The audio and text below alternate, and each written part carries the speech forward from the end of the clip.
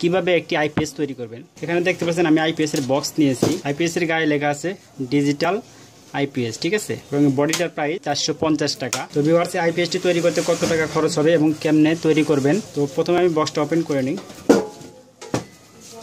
এখানে দেখেন আমি বক্সটা ওপেন করার পরে আমি আইপিএস এর যেগুলা মাল লাগে ঠিক আমি মার্কেট থেকে কিনে নিয়েছি। এরকম দুইটা কেবল লাগবে আমার। কেবল দুইটার দাম 20 টাকা এবং এটা আমার মসফেট বোর্ড। প্রত্যেকটা মসফেট আমার 80 ওয়াট করে, ঠিক আছে, প্রত্যেকটা মসফেট 80 ওয়াট করে, অর্থাৎ এখানে 5টা মসফেট, এই সাইডে 5টা মসফেট, টোটাল আমার 10টা মসফেট আছে। 10টা মসফেট আমার 800 ওয়াট। এটা কমপ্লিট করতে আমার লাগে 600 টাকার মতো, ঠিক আছে। এবং লাগবে একটি 9 ভোল্টের ট্রান্সফরমার। 9 ভোল্টের ট্রান্সফরমার 1000 মিলি অ্যাম্পিয়ার এবং অসিলেশন কানেকশনের জন্য 4 তারের একটি কেবল লাগবে, যার দাম 5 টাকা। বক্সটির প্রাইস হচ্ছে 450 টাকা এবং এই সকেটটির প্রাইস হচ্ছে 50 টাকা। ফ্যানটির প্রাইস হচ্ছে 40 টাকা, ঠিক আছে। এসি ওয়াশার লাগবে তিনটি এসি ওয়াশার আপনার 15 টাকা, 5 টাকা পিস, এবং দুইটা ফিউজ হোল্ডার 30 টাকা। এবং লাগবে এই হলো আমার ট্রান্সফরমারটা আমার 1000 বিএ অর্থাৎ 800 ওয়াট, ঠিক আছে, 1000 বিএ 800 ওয়াট। এবং লাগবে একটি অসিলেশন বোর্ড। অসিলেশন বোর্ডটার প্রাইস হচ্ছে 350 টাকা বা 320 টাকা, এরকম প্রাইস। হাই কোয়ালিটির একটা এসি কট লাগবে। এভাবে কাজটি আপনারা কমপ্লিট করবেন। ভিডিওটি দেখে যদি আপনাদের ভালো লেগে থাকে তাহলে অবশ্যই একটি লাইক দিবেন এবং ভিডিওটি শেয়ার করবেন। যাই হোক, আমি ভিডিওটি শর্ট করার জন্য এগিয়ে রেখেছি। যেমন দুইটা সুইচ কানেক্ট করেছি এবং এলইডি লাগিয়ে নিয়েছি এবং এসি সকেট, কুলিং ফ্যান এবং এসি ওয়াশার এবং ফিউজ হোল্ডার। ভিডিওটি শর্ট করার জন্য এগুলো লাগিয়ে রেখেছি। এগুলো সবাই লাগাতে পারে। তো আমি এবার কানেকশন সম্পর্কে আপনাদের দেখাবো। তো ভিউয়ার্স, প্রথমে আমি এসি কটটি কানেক্ট করে নিব। এখানে দেখেন এসি ইনপুট লেখা আছে, এখান দিয়ে আমি এসি কট কানেক্ট করে নিব।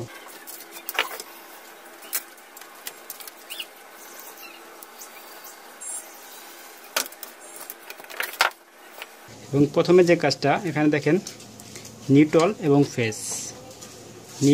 ফেজ। তো আমি নিউট্রালটা কানেক্ট করব। ঠিক সকেটের এখানে আমার এন লেখা আছে এবং এল লেখা আছে। যেটা এন লেখা থাকবে সেটা আমি নিউট্রাল কানেক্ট করব এবং এল লাইনটা এটা আমার ফেজ আউটপুট হবে।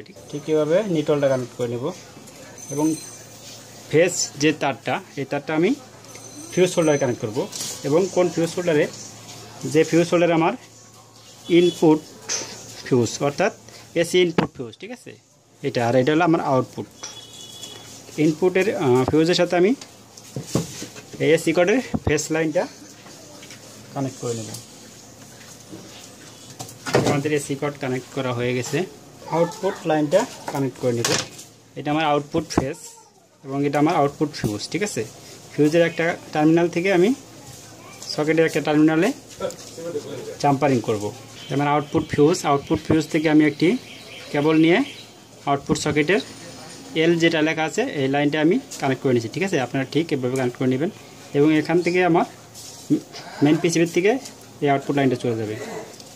আর এই ইনপুট যে ফিউজ আছে, ফিউজ থেকে আমার ঠিক মেন পিসিবিতে চলে যাবে।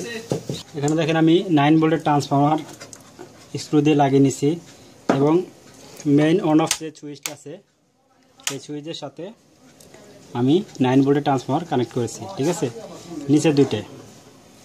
এবং এখানে নিউট্রাল এবং ফেজ ইন করব আমি। এটা আমার আউটপুট এবং এটা আমার ইনপুট। আমি ইনপুট ফিউজটা থেকে একটি ফেজ তার নিব, এই সুইচের অপর অংশতে আমি এটা কানেক্ট করে দেবো।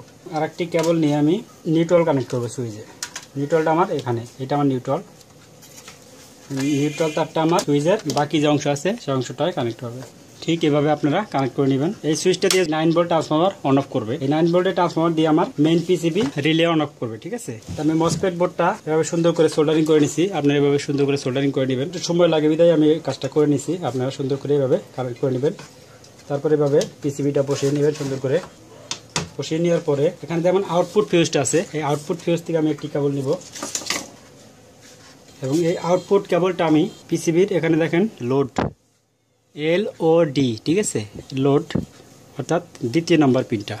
এবার এখানে দেখেন লেখা আছে এসি ইনপুট, যে লেখাটা আছে এই লেখায় আমার সুইচ থেকে যে তারটা আসছে এখানে, এই তারটা আমার ঠিক এসি ইনপুট এখানে কানেক্ট হবে। ট্রান্সফরমারটা বসিয়ে নিই। আইপিএস এর সম্পর্কে আরও যদি কোনো কিছু জানার থাকে তাহলে অবশ্যই কমেন্ট বক্সে কমেন্ট করতে পারেন। এবার আমাদের কাজটি করতে হবে। এখানে দেখেন ট্রান্সফরমার যে বাম সাইডে যে টার্মিনালটা, এটা আমার নিউট্রাল লাইন। নিউট্রাল লাইনটা আমরা সকেটে নিউট্রালের সাথে সরাসরি কানেক্ট করে দেব। তারপরে যেটা করতে হবে, এখানে দেখেন আমার ট্রান্সফরমার 9 ভোল্টের যে ট্রান্সফরমার আছে, মাঝখানে লেগটা আমি কেটে দেবো। এভাবে আমরা এভাবে একটি কেবল নিব। কেবল নেওয়ার পরে এখানে দেখেন 9 ভোল্টের যে ট্রান্সফরমার, এখানে আমার 18 ভোল্ট হয়েছে। 9 × 2 অর্থাৎ 18 ভোল্ট। 18 ভোল্ট আমার কানেক্ট হবে। অসিলেশন বোর্ডে আমার দেখেন লেখা আছে 18 ভোল্ট। 18 ভোল্ট লেখা আছে। এই 18 ভোল্টে আমার এই 9 ভোল্টের এই দুইটা তার কানেক্ট হবে। এবং SW অর্থাৎ মাঝখানে দুইটা আমার সুইচের লাইন, এটা আমার ইনভার্টার সুইচে চলে যাবে। ঠিক আছে, এখানে দেখেন পাওয়ার মেন ট্রান্সফরমার PWM অর্থাৎ পাওয়ার মেন ট্রান্সফরমার। এটা আবার ট্রান্সফরমার থেকে যে 12 ভোল্ট আছে, এই 12 ভোল্ট এখানে যোগ হবে। যেহেতু এটা সাইটে, আমরা এই কেবলের সাইটে দুইটা তার ট্রান্সফরমার সাথে ঠিক এভাবে আমরা সোল্ডারিং করে নেব। এবং মাঝখানে দুইটা আমার সুইচের লাইন। ঠিক আছে, এই দুইটা আমার সুইচের line, inverter on off switch. এবং এটা আমার পাওয়ার ট্রান্সফরমার। এবং এই ট্রান্সফরমার থেকে যে 12 ভোল্ট আসছে, এখানে এক্সট্রা 12 ভোল্ট, এই 12 ভোল্ট থেকে আমরা ঠিক এটা কানেক্ট করে নেব। এবং এখানে যে মাঝখানের যে তার দুইটা, এই তার দুইটা আমার ঠিক ইনভার্টার অন অফ সুইচে চলে যাবে। ঠিক আছে, তো ভিউয়ার্স, এবার আমি এখানে দেখেন লেখা আছে অপোজিট সাইডে যেটা, এই লাল তারটার সাইডে যেটা 1 নম্বর পিন, এই পিনটা আমার চার্জিং লেখা আছে। চার্জিং অর্থাৎ এই পিনটা আমার চলে যাবে ট্রান্সফরমারে যে মাঝখানে যে লেগটা আছে, এই লেগটা আমার 220 ভোল্ট। চার্জিং লাইনটা আমার এখানে কানেক্ট হবে। ঠিক আছে, এবং এখানে লাস্টেরটা 280 ভোল্ট অর্থাৎ আউটপুট লাইন। আউটপুট লাইন ট্রান্সফরমারে এই লাস্টের যে টার্মিনাল আছে 280 ভোল্ট, এটার সাথে কানেক্ট হবে। ট্রান্সফরমার যে মাঝখানের লেগটা, এটা আমার চার্জিং লাইন। এখানে যে চার্জিং যে লেখা আছে, এই চার্জিংয়ের সাথে আমরা এটা কানেক্ট করে নেব। এবং আরেকটি কেবল আমার অপর প্রান্তে, এটা আমার 280 ভোল্ট। এখানে লেখা আছে দেখেন 280 ভোল্ট। এই 280 ভোল্ট আমার ট্রান্সফরমার যে 280 ভোল্ট যে টেবিংটা, এই টেবিংটায় কানেক্ট হবে।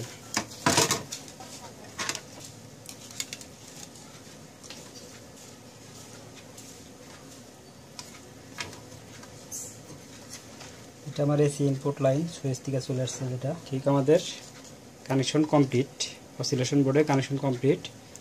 এখন আমরা মসফেটের সাথে হার্স যে ভোল্টেজটা আছে সেটা কানেক্ট করব। ঠিক 4 তারের আমরা এভাবে কেবল নিব, একটা কেবল নিয়ে কানেক্ট করে দেব। আমাদের কানেক্ট করার সময় খেয়াল রাখতে হবে এখানে যে নিউট্রাল আছে এবং অসিলেশন বোর্ডের নিউট্রালের সাথে মিলিয়ে কানেক্ট করতে হবে। এই কেবলটা আমার অসিলেশন বোর্ডের এখানে কানেক্ট হবে। এবার ফ্যানের লাইন, এখানে যে ফ্যানের যে তারটা আছে, এখানে দেখেন এটা আমার পজিটিভ এবং নেগেটিভ।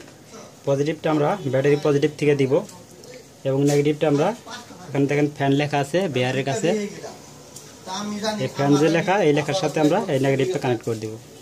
তো ভিউয়ার্স, এলইডির কানেকশন সম্পর্কে আমরা এখন জানবো। এখানে দেখেন যে 6টা লেগ আছে, এই 6টা লেগ আমার এলইডি কানেকশন। এখানে লেখা আছে F অর্থাৎ ফুল চার্জ এবং এখানে লেখা আছে M, এটা আমার মেইন অন। এবং তৃতীয় নাম্বারটা হলো চার্জিং, C লেখা আছে যেটা, এটা আমার চার্জিং লাইন। এবং চতুর্থ নাম্বার যেটা, এটা আমার I লেখা আছে অর্থাৎ ইনভার্ট অন অফ। এবং O লেখা আছে যেটা, এটা আমার ওভারলোড। এবং L যেটা লেখা আছে, এটা আমার লো ব্যাটারি। ঠিক আছে, তো আমরা এলইডি কানেকশনগুলো এভাবে বুঝে করে নেব। এখানে দেখেন আমি ব্যাটারির যে পজিটিভ লাইনটা আছে, পজিটিভ লাইন থেকে আমি একটি কেবল নিয়েছি এবং এই কেবলটা সরাসরি আমি ফ্যানের যে পজিটিভ আছে, পজিটিভটার সাথে এক করে নিয়েছি। ঠিক আছে, এবার আমার মেইন পিসিবিতে যেটা, এখানে দেখেন পজিটিভ লেখা আছে B+ অর্থাৎ পজিটিভ। এই পজিটিভের সাথে আমি এই তারটা কানেক্ট করে দেব। এবার যে নিউট্রাল তারটা আছে ফ্যানের, নেগেটিভ তারটা, নেগেটিভ তারটা আমি এখানে যে ফ্যান লেখা আছে, এটার সাথে আমি নেগেটিভ তারটা কানেক্ট করে দেব।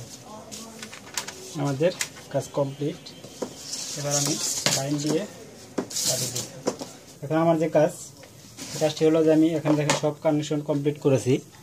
কমপ্লিট করার পরে এখানে যে আমার হার্স লেখা আছে HZ, দুইটা হার্স ভোল্টেজ যে আছে, এই ভোল্টেজ যেটা আমরা টেস্ট করব। তারপরে মিটারের নেগেটিভ লাইনটা ব্যাটারি নেগেটিভ সাথে লাগিয়ে নিব এবং ডিসি সিলেক্ট করে নেব। ঠিক আছে, নেওয়ার পরে এখানে দেখেন হার্স যে লেখা আছে, এই হার্সের সাথে আমরা ঠিক এভাবে পজিটিভটা ধরবো। পজিটিভটা ধরার পরে সুইচ দিব, ইনভার্টার সুইচ দেওয়ার পরে এখানে দেখেন 4.32 অর্থাৎ 4 ভোল্টের একটু বেশি। 4.34 3234 এরকম হবে। এবং আরেকটি হার্স যেটা আছে এটা আমার ঠিক সেম ভোল্টেজ হবে, ঠিক আছে, সেম ভোল্টেজ। আমাদের এই ভোল্টেজটা কিন্তু কম বেশি হলে কিন্তু আমাদের মসফেট নষ্ট হয়ে যাবে, লাইন দেওয়ার সাথে সাথে মসফেট নষ্ট হয়ে যাবে। তাই আমরা ট্রান্সফরমারে এই দুইটা টার্মিনাল লাগানোর আগে এই ভোল্টেজটা সুন্দর করে মেপে নিব যে আমাদের হার্স ভোল্টেজটা ঠিক আছে কিনা। এই দুইটা ভোল্টেজ আমরা সুন্দর করে চেক করে নিব, তো আমাদের ভোল্টেজটা ঠিক আছে। অনেক সময় দেখা যায় যে মসফেট লাগানোর পরে লাইন দেওয়ার পরে মসফেট কেটে যায়, তখন আমাদের বুঝে নিতে হবে যেখানে আমার এই হার্স ভোল্টেজগুলা ঠিক নাই, যার কারণে মসফেটগুলা কেটে যায়, ঠিক আছে। তো আমাদের ভোল্টেজগুলো ঠিক আছে। এবার আমি এই দুইটা টার্মিনাল হিটসিংয়ের সাথে কানেক্ট করে নিব। এটা লাগানোর পরেও আপনার একটু সেফটি থাকবেন, সেটা হলো যে একটু লিড নেবেন। লিড নেওয়ার পরে ঠিক ব্যাটারি টার্মিনালে একটার সাথে এভাবে লিডটা পেঁচিয়ে নেবেন, নেওয়ার পরে তারপরে পজিটিভ কানেকশনটা আপনারা এভাবে লিডের সাথে দেবেন। এটা দেওয়ার কারণ হলো, এবার আমি ইনভার্টারটি অন করব। এটা দেওয়ার কারণ হলো যদি আমাদের মসফেট সমস্যা থাকে বা কোনো শর্ট সার্কিট থাকে তাহলে আমাদের এই লিডটা গলে যাবে, আমাদের মসফেটটা নষ্ট হবে না। আমি ইনভার্টার সুইচ অন করছি, ঠিক আছে। আমার লিড হালকা গরম হচ্ছে, ঠিক আছে, হালকা গরম হচ্ছে, অর্থাৎ আমাদের মসফেট ঠিক আছে, আইপিএস ওকে। তো আমি এবার ভোল্টেজটি দেখব। আমি আবার ইনভার্টার সুইচ দিতেছি, এখানে দেখেন আমার ভোল্টেজ আউটপুট হচ্ছে 270 ভোল্ট, ঠিক আছে। আমি আবার সুইচটা অফ করছি, এখানে অফ হয়ে গেছে। আবার অন করছি, 270 ভোল্ট আউটপুট হয়েছে, ঠিক আছে। আমাদের আইপিএস কমপ্লিট। আশা করি আপনাদের ভিডিওটি অনেক ভালো লেগেছে। আর ভিডিওটি যদি ভালো লাগে, আমি আবার বলছি অবশ্যই একটি লাইক দিবেন এবং ভিডিওটি শেয়ার করবেন আপনাদের বন্ধুদের দেখানোর জন্য। এখানে দেখেন যে আমার এই যে সুইচটা, এটা আমার ইনভার্টার সুইচ, আর এখানে এলইডিগুলো জ্বলতেছে।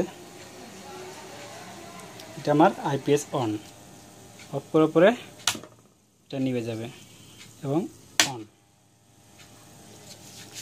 আমি যখন আবার চার্জ দেব তখন আমার এটা অফ হয়ে যাবে। এসি ইনপুট লাইনের ইন্ডিকেটরটা জ্বলতেছে, ঠিক আছে। চার্জ হওয়ার পরে, চার্জিং হওয়ার আসার পরে এই চার্জিং লাইটটা জ্বলবে, কিছুক্ষণ পরে চার্জিং লাইটটা জ্বলবে। এখানে দেখেন আমার চার্জিং লাইটটা জ্বলছে, ঠিক আছে। আমার এসি লাইন, এটা অফ করার পরে কিন্তু আমার ইনভার্টারটি অন হয়ে যাবে। আমি লোড দিয়ে ড্রিল মেশিন চালিয়ে দেখব। ইনভার্টার সুইচটি দিচ্ছি, সুইচ দেওয়ার পর দেখেন আমার ফ্যান চলবে, আইপিএস চালু হয়েছে। এবার আমি